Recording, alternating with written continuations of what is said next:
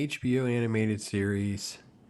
Truly, truly spectacular. I mean, literally is kind of an alternate universe to the comic books, but here we're moving quickly through Spawn figuring out what's been happening to him, who's behind his death, seeing his wife Wanda now 5 years later with Terry. And then, of course, we're in an introduction. This is like issue 8 and 9. We start getting into Angela, the Angels, other stuff that's going on in the wake of Overkill being destroyed. So this is more of the setup episode for what's going to happen. It's called Dominoes. So you literally have a ton of like little story elements. Like imagine all of these story elements being thrown out there, like stuff going on with Wynn, Terry and Wanda, stuff going on with Angela showing up, the flashbacks of what she's capable of doing, getting permission to hunt a spawn is a big issue. Sam and Twitch still investigating. This is a chocked full of a lot of stuff going on episode. Again, beautifully done, very graphic, dark, and edgy.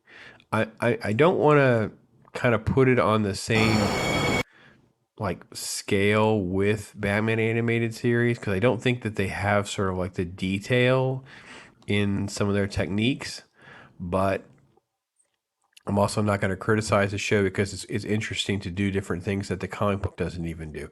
The idea that she is this violent and interesting is something I think that could have been lost during that time, and it was not. They're very perverted, they're very graphic, and she is no nonsense. I mean, she is a spawn hunter. So what she's capable of doing is incredible.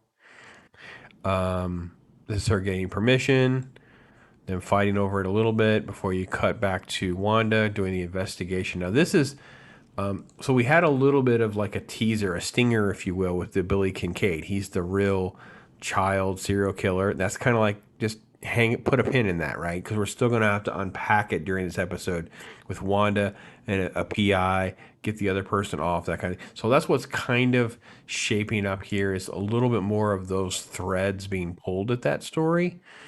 Okay. And then, of course, jumping ahead to him seeing what life's like for everyone now, what's going on now, piecing together things that he remembers. Just all still very, very good. Let me see, jump ahead here to Terry. What I liked about this episode too is it really does a great job. First off, so much more of a faithful version of who Terry is, not this, race swapped, whitewashed version that we got with Martin Sheen in the movie, and I hope we don't in a future movie. Well, we get that the Boy Scout stuff. We really do get an interesting version of his sort of ethics and morals here. Like, I hope I don't find things. And Wynn does such a great job of manipulating the entire situation because we know he's behind everything. And then we have Chapel before we cut back into more of them of piecing together different elements of the story. Of course, Sam and Twitch are on the case. They're trying to figure things out. Now, Sam and Twitch in a lot of ways are done really well and are not done well. So again, mark the calendar. I don't do it often, but Brian Michael Bendis did a really good job with Sam and Twitch. So that original series has these 5-6 issue mysteries and things like that. They have a great standalone issue, which I did a video on, things like that. So it is wildly different type of comic than what you're used to. Maybe that's why I liked it. But I don't always like what they want to do with Sam and Twitch. So here I'm very pleasantly surprised and entertained by everything that's going on here.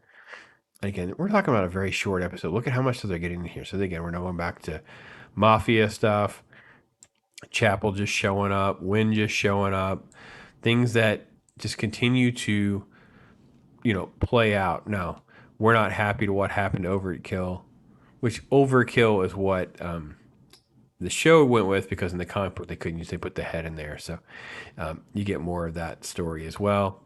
This is that mystery that's being unpacked. And then, of course, Spawn watching Wanda and Terry together continues to be part of his pain as he behaves erratically because he's in emotional turmoil, if you will. and the vagabond trying to bond with Al as well. So, an episode that sets everything up, an episode that moves the stories along, an episode that develops character. It's so refreshing. this is like this is like filler that is the right kind of filler because you had a couple of things happen. Okay, let's take a little pause and then let's do some more stuff.